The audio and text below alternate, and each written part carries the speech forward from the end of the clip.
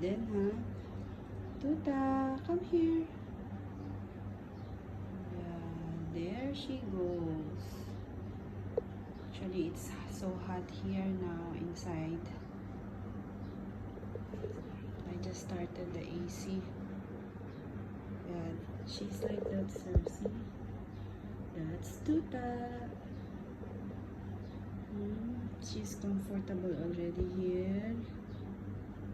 But I put barriers here so that body cannot come because there is food and water. And this is their area. They are hiding here. It's here in the kitchen.